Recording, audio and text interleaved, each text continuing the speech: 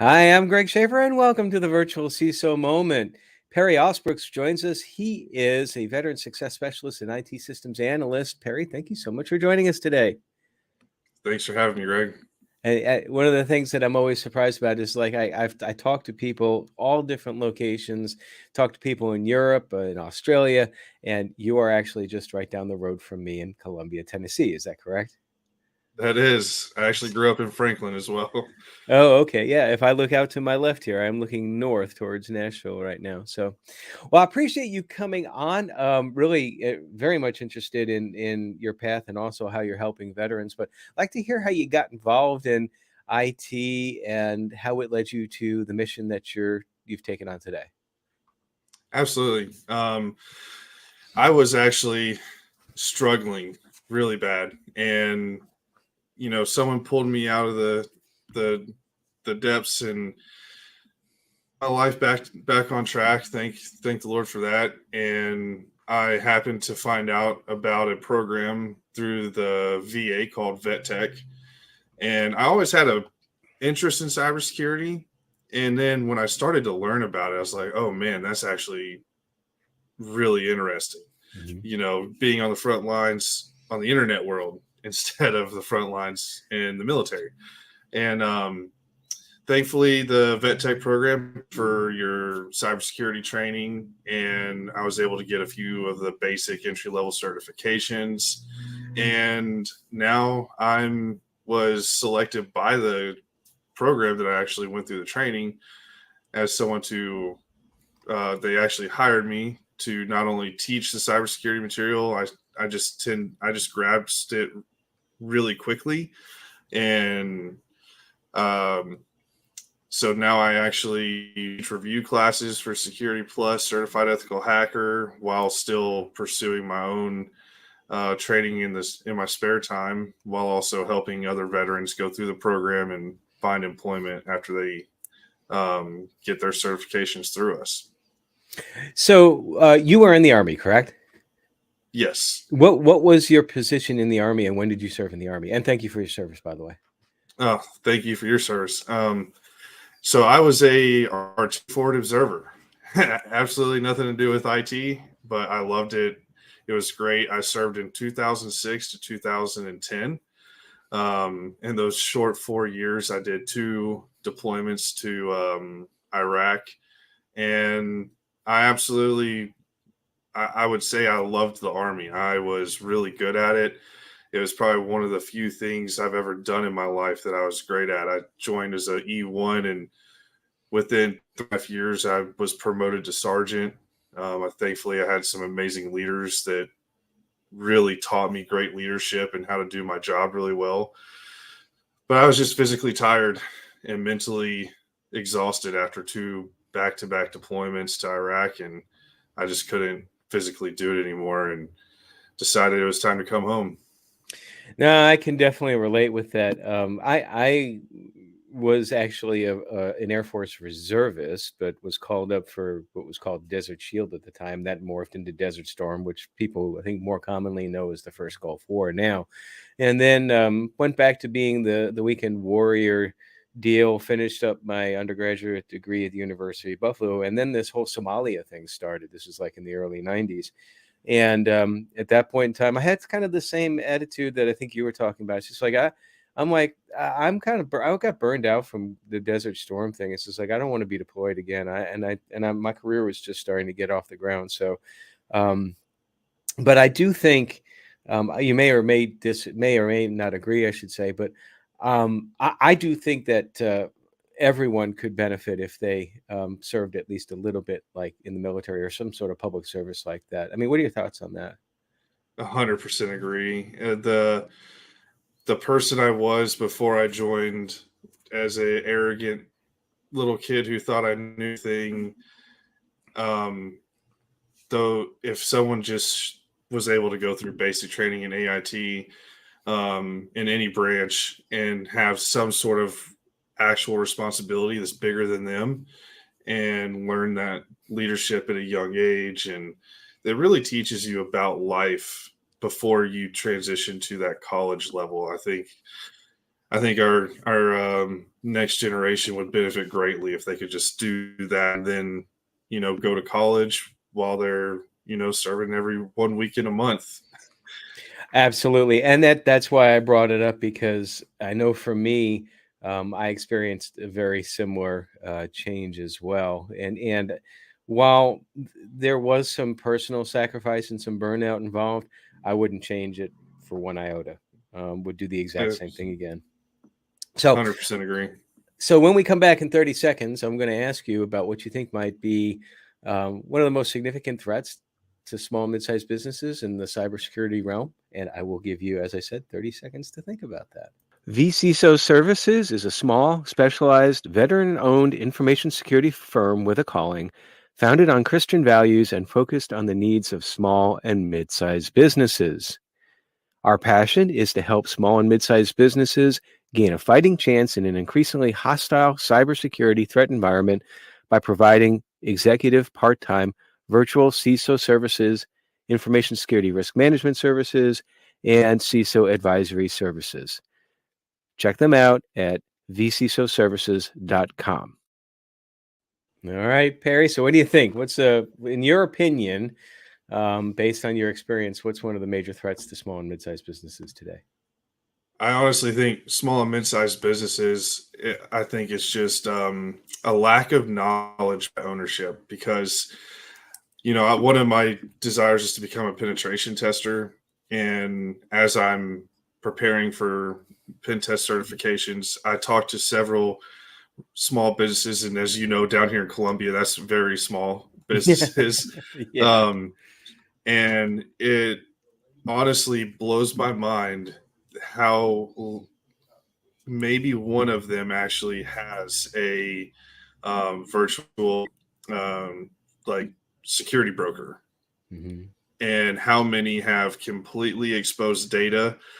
Uh, they have just access to their Wi-Fi that and so I think it's a lack of knowledge that small business owners don't understand how easy it is for people to get a hold of their data these days. Um, with GPT, script kiddies are just able to walk into a local coffee shop with exposed Wi-Fi, and boom, now they've grabbed a hold of all their their digital transactions, and Mm-hmm. it can really hurt a small business, especially lawyers' offices here in town. How vulnerable they are and exposed they are to cyber attacks. So, businesses, particularly small businesses, they take on a lot of risk, and just in order to start a small business, I know as a small business owner myself, that there's a lot of risk involved with that. Do you have any thoughts on how we can better um, educate small business owners on the fact they are taking on risk? Because I take it from what you're saying, they know so little that they don't even understand that this is a risky environment. I think one of the things is I think a lot of the major cybersecurity companies these days are so focused on these major enterprise contracts, and the small businesses just get left to the side. You do see commercials. I forgot what I was watching just recently, but I saw a CrowdStrike commercial, but never did they say how they could protect small businesses. It was about they can protect massive corporations. The cybersecurity companies are out there, and I just think that they don't see value in helping small businesses. It's all focused on major corporations. Well, and on the flip side, I remember, because now I'm going to get on my soapbox a little bit. I haven't heard this commercial in a while, but I remember hearing on the radio not too long ago. It's this two actors that are supposed to be co-workers, a male and a female, and they're going back, like the male is just like, "Oh, I'm so worried about cybersecurity for a small business," and the lady's like, "You don't have to be worried anymore, because this device from security vendor, whom I won't mention, I'm very close to it, but I'm not going to. We put in their box and we're completely secure. We don't have to worry about everything. And the guy's like, oh, well, that's great. That makes my life so much happier. And then, they sing Kumbaya and all that. And it's like the worst thing that you can tell them, that you can just put in a box. A firewall is what they were selling, and that a firewall is just going to protect you from everything. So I would tend to agree with you that that is a huge issue, and I struggle with that, trying to convince folks that that's one of the reasons we do the podcast, is to try to talk about those threats that are out there for small and mid-sized businesses. So but I want to pivot now and talk a little bit about what you're doing as a veteran success specialist. So I'm looking at your LinkedIn. I, for example, help veterans find meaningful employment after completing cybersecurity training.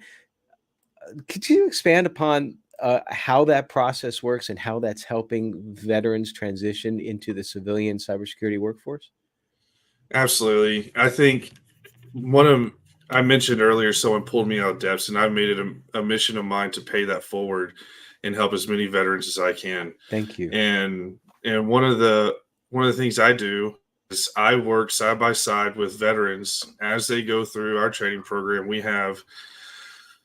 They're either doing, Security Plus, CEH, and Splunk, or CYSA, and we have cloud programs. And so what we're trying to do is we're trying to get individuals who are more than deserving to get in entry level cybersecurity roles, which are the veterans, prepare them with the entry level certifications to make them more marketable for that entry level role.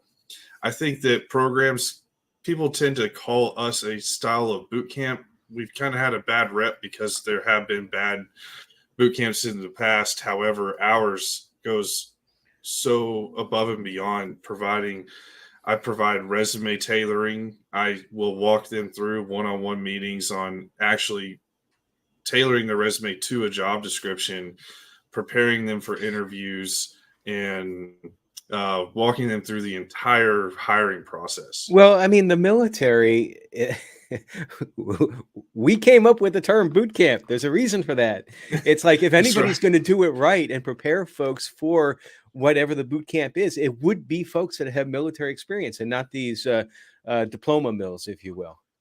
Right, exactly. And that's what we really strive to do, is to really highlight to employers the vast amount of soft skills veterans possess that is impossible to find in one civilian entry level candidate. I mean, when you look and talk to a veteran, they have their they are experienced in leadership at a very young age, and they're close to mastering it if they've been in the military for 6 to 8 years. Mm-hmm. They have amazing communication skills. They've been working in diverse work environments with multitudes of cultures, excel in it.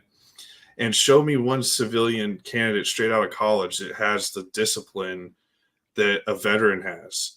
And No, not only that, a lot of times the okay. folks coming out of college, it's like they're more me centered and they want to prove their self-worth and they're going to try to like excel above others. Whereas folks from the military, they've learned how to work together. They've learned that it takes a team in order to accomplish a mission.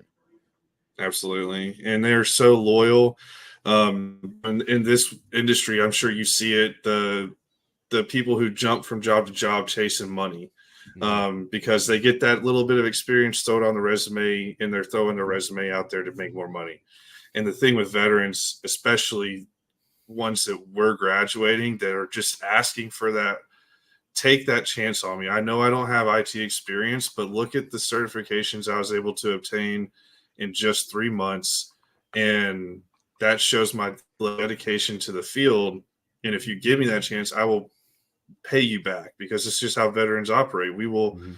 if you give us a chance, we're going to pay it back tenfold. And we're not going to be one of those people jumping ship just at the next pay raise. And that's not to say that we don't want to earn money and earn a Right. salary commensurate with what we're doing, but that's not our driving force. I find, to your point, that veterans, more so than the rest of the community, they really have this desire to want to give back, to want to make a difference. Absolutely. And there's been so many veterans that uh, I've been actually highlighting recently on my LinkedIn profile. They're already giving back to the community and they have zero experience. They're creating medium profiles, doing write-ups, and those are just small ways. They are promoting themselves, but at the same time, I feel everyone who takes time to contribute on Medium or GitHub or somewhere like that, you're contributing to the community. You're Hmm. providing your knowledge to the world to further the cybersecurity industry. And they don't even the ones that I've highlighted are still looking for their first entry level role, and it blows my mind. I try so hard to reach out to these companies, and I'm like, look at this amazing candidate and how much they're doing already. So that's what we're really trying to focus on, is find those companies that are willing to take a chance on well-deserving veterans to get them that entry-level job. I wonder how we can, we being the greater cybersecurity community, infosec community, can make that case, because I feel that you are hitting brick walls sometimes, where people, in particularly if you have folks like in HR or the hiring managers, the folks that they're going to work for, that who haven't had military experience, that they're just almost discounting. And coupled on top of that, one of the issues that transitioning members have had, that I think that we've done, not just in cyber but all around, a better idea of addressing, is translating the experience from military to civilian, because a lot of, like, all the acronyms and this and that, it doesn't, you have to speak not military language, you have to speak civilian language. But what Yeah. I'm wondering is how can we maybe um, get get into the heads of hiring managers, that you just got to open up your eyes more and look at just these people were willing to put their life on the line for the country. Just think about what they would do for your company. Honestly, I think the easiest way is to get rid of the prior experience prejudice. I can't tell Hmm. you how many entry level jobs that I have veterans apply to that ask for just an active secret clearance and a security plus certification, but they ask for 1 to 2 years of entry level help desk experience.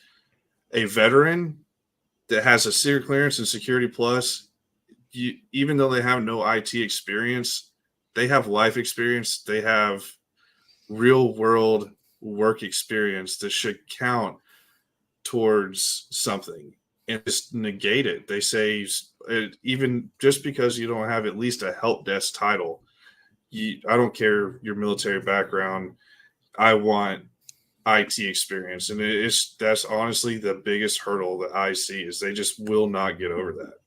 Historically, I the and I've been asked this over the years many times, and I've always come back with the same answer.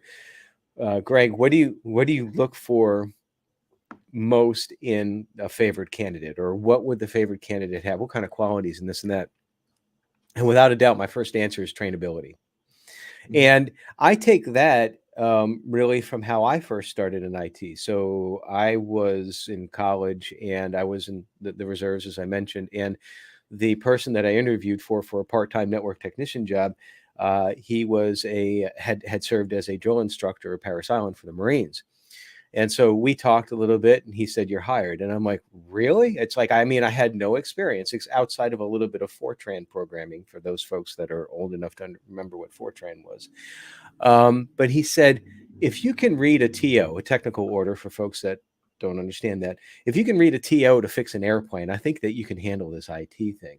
So somehow or another, the folks got to understand that to your point, it's like they may not have direct IT experience, but their experience is huge and trumps all of that.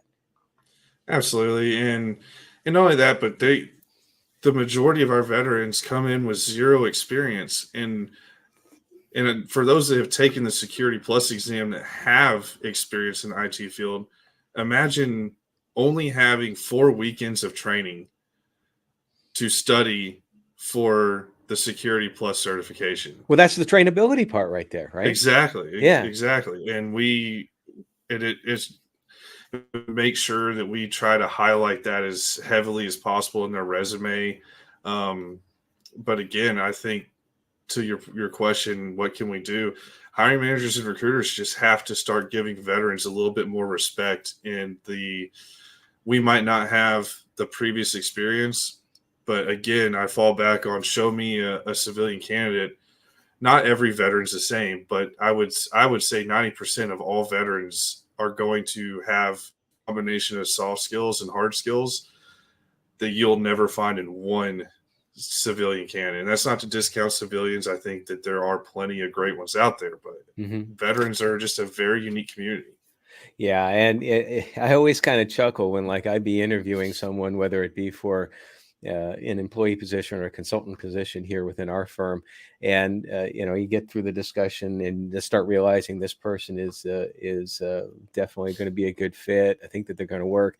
And then, I'll ask the question, and I smile because I'm never surprised. It's like, so are you a veteran? And more often than not, it's like, yes, they were. And I didn't know before that they were, but it's like, oh, well, it shows. It showed in your answers. It showed in your attitude. It showed in your punctuality. It's just how you present yourself as well, too. So, well, everything in cyber can be stressful, and certainly trying to find that first job can be stressful, and helping folks try to find that first job can be stressful. We have a huge problem in the cyber industry with mental health. I've had my own struggles about it. I've talked a little bit about here on the podcast, maybe not totally, but and I found as a solution is that you have to find positive habits, positive ways to step away from the stress, not negative ones. So I'm curious as to like, what's one or two things that you do to get away from the stresses of everything cyber?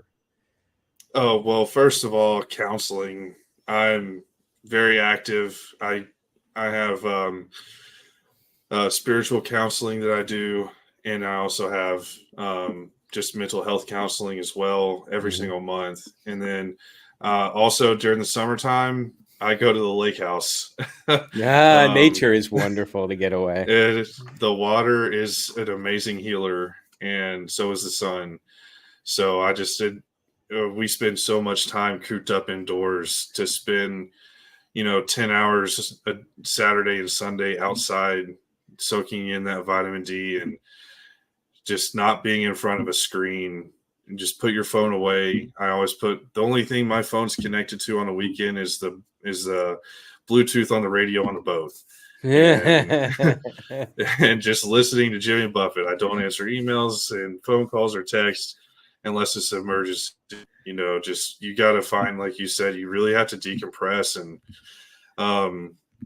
something that is spoken a lot in the Bible is you don't rest because of the work you've done. You rest for the work you're going to do. And so that's what I try to do every weekend. That is my time to really prepare myself for that next week. That's wonderfully awesome advice. And actually, in all transparency, when I get done with this recording, part of the reason why I've been drinking Celsius is because I'm going to go out and do a brisk walk. So this is now fueling me for my walk to go outside and decompress a little bit. Not to say that this has been stressful at all. It hasn't been. This is actually one of the more fun things that I like to do during the day. It used to be when I first started this over 100 interviews ago that I would get really stressed out prior to it, but I've come to just learn to enjoy the conversation. So you had mentioned that one of your plans is to enter deep into the penetration testing field. Is that really your primary future plans, or what other future plans do you have? That, and also teaching. I'm really enjoying teaching these review classes, teaching veterans with the company that I work for right now. They put a lot of faith and trust in me that I know my security plus and ethical hacking knowledge to teach, and I've fallen in love with it. I love seeing the veterans that I help pass their certifications and that joy on their face. And so penetration testing, I would love to have is something I do in my free time, because I don't see it as work. Whenever I'm studying for the GPEN or anything, or the practical penetration cert, I don't even see it as studying and hard work. It's just I'm so involved and love it that it's just so much fun. And I'd love to be the guy here in my small little town that can help secure these small businesses by showing them how vulnerable they are and the simple ways I can help put them in touch with the right companies to get them the proper cybersecurity they need. That's great. Well, you have learned a lesson in life that I think that a lot of people never learn, and that is that true success doesn't come from money. True success comes from serving. I truly believe that. I like to say that if you have a heart of a servant, you'll always be successful. So, Perry, thank you so much for joining us today. I have thoroughly enjoyed the conversation and the time that I knew that when I first ran across your profile, I'm like, I definitely want to get you on and talk. I believe that was like 6 months ago. So I appreciate your patience and taking the time to talk. Hey, thank you, and congratulations on your 100+ episodes. Okay, thank you. And everybody, stay secure.